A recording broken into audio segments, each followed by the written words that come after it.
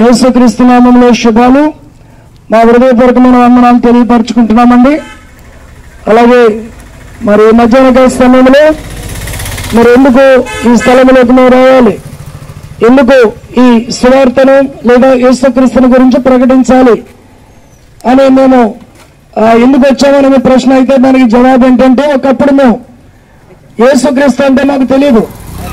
యేసుక్రీస్తుని గురించిన సమాచారం ఎవరు చెప్పినా మేము వినేవారము కాదు. ఎందుకంటే మేము కూడా చాలా భక్తి చేసిన వారమే, అయితే యేసుక్రీస్తు ప్రభువుని అంగీకరించిన వారం కాదు. అయితే మరి ఎలా అంగీకరించాను అంటే, ఒకరోజు నేను కరెంట్ షాక్తో బిల్డింగ్ నుంచి పడిపోయాను. పడిపోయి సేవ బ్రతుకుల్లో ఉన్నప్పుడు, దైవ సేవకుల ద్వారా తెలుసుకున్నప్పుడు చివరి ప్రయత్నం చేస్తాను. ఏంటి అంటే, ప్రభువు నువ్వే కాపాడేవాడివి, నువ్వే రక్షించేవాడివి, నువ్వు తప్ప దిక్కు లేదని పడిపోయానండి. పడిపోయిన తర్వాత ప్రాణం పోయింది, నేను చనిపోయాను.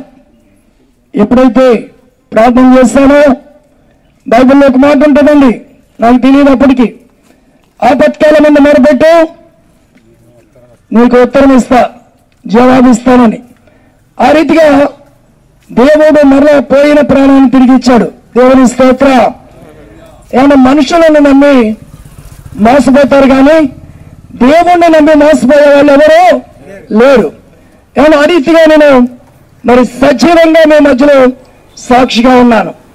ఏమన్నా యేసుక్రీస్తు ప్రభు స్వస్థత ఇవ్వగలడు, సచ్చిన వారిని లేపగలడు, దెయ్యములు వెళ్ళగట్టగలడు, అద్భుతాలు చేయగలడు.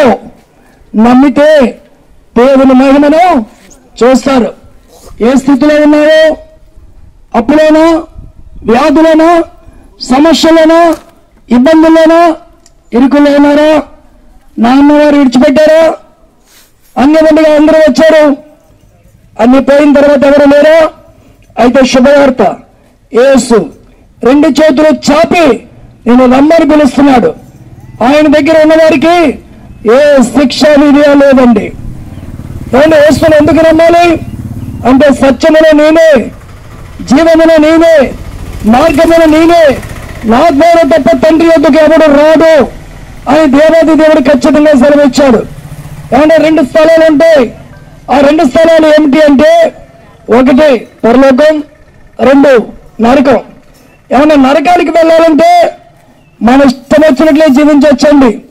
దేవుడు లేడు అన్నా బతికేస్తావు, నేనే దేవుణ్ణి అన్నా బ్రతికేస్తావు. ఈ లోకంలో అన్ని ఉండి అన్ని రకాలుగా బ్రతికేస్తావు. దేవుడు లేకపోయినా నీకు జీవితం ఉంది, కానీ చచ్చిన తర్వాత దేవుడు లేని జీవితం, యేసు మార్గము, ఆ మార్గమైన యేసు లేకపోతే నరకమండి. ఆ నరకం అగ్ని ఆరబో పొరుగు స్థాయిలో. అయితే దేవుని నమ్మితే ఏంటండి, ఆ మార్గమైన యేసుని నమ్మితే ఏంటి అంటే పరలోక రాజ్యం అండి. పరలోక రాజ్యంలో ఏముంటుంది, ఇక్కడలాగా పనులు చేయక్కర్లేదండి, ఇక్కడలాగా డబ్బు సంపాదించక్కర్లా, ఇక్కడలాగా ఆకలి ఉండదు. అక్కడ సంతోషం, నిత్యానందం.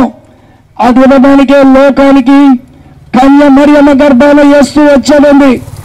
రావడమే కాదు, మనుషుడు పరిశుద్ధంగా పవిత్రంగా ఎలా జీవించాలో చూపించడమే మాదిరి. చూపించడమే కాదు, మనుషుడు జన్మతః పాపి, ఈ పాపం పోవాలంటే రక్తం చిందించబడాలి. అందుకే యేసు మన పక్షంగా కలవరి శిలువలో దెబ్బలు తిన్నాడు, గాయాలు పొందాడు, రక్తం చివరి రక్త బొట్టు వరకు ఖర్చుబడింది. ఆ పరిశుద్ధ రక్తంలో ప్రతి మానవుడి పాపం కొట్టివేయబడిందండి. నమ్మితే చాలు, నువ్వు ఏ పాపంలో ఉన్నావో ఆ పాపం యేసు రక్తం కడిగి వేస్తుంది, నిన్ను పరలోక రాజ్యానికి వారసులుగా చేస్తుంది. యేసు ప్రాణం పెట్టి చనిపోయి మూడో దినమున పునరుద్ధానుడిగా, మృత్యుంజయుడిగా తిరిగి లేచిన దేవుడు ఎవరైనా ఉన్నారు అంటే నేను ప్రకటిస్తున్న నజరేయుడైన యేసు. ఆయన పునరుద్ధానుడిగా తిరిగి లేచాడు, పరలోకానికి వెళ్ళాడు, మళ్ళీ రాబోతున్నాడు. వచ్చే టయానికి నీవు నీ ఆత్మను రక్షించుకుంటావా, అయితే పరలోకం. నీ ఆత్మను నాకెందుకులే, నరకం ఎందుకులే, పరలోకం ఎందుకులే అది ఎవరు చూసి వచ్చారు? ఎక్కడుందనుకుంటే కనుక ఇప్పుడు నా మాటలు అర్థం కాకపోయినా రేపు చచ్చిపోయిన తర్వాత పరలోకానికి వెళ్తే అక్కడ అర్థమవుతుంది, నరకానికి వెళ్తే అక్కడ అర్థమవుతుంది.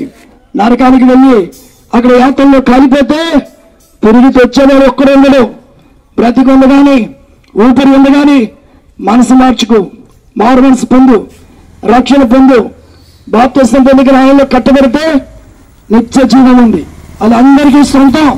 యేసుక్రీస్తు అందరికీ ప్రభు, ఒకరి సొంతం కాదండి, అందరికీ ప్రభు. ఇప్పుడు చూడండి, మబ్బుగా ఉంది, ఇక్కడ ఎండ లేదు, అయినా చాలా వేడి. ఈ వేడికే తట్టుకోలేకపోతున్నాం. ఏదైనా కాలితే చెయ్య 100 మందికి చూపిస్తాం తెల్లారితే ఆ కాలిపోయిన ఆ చేతిని. కానీ ఇక్కడి నుంచి అలాగే తప్పించుకుంటాం, అక్కడ పడితే అక్కడ తప్పించుకోలేవు.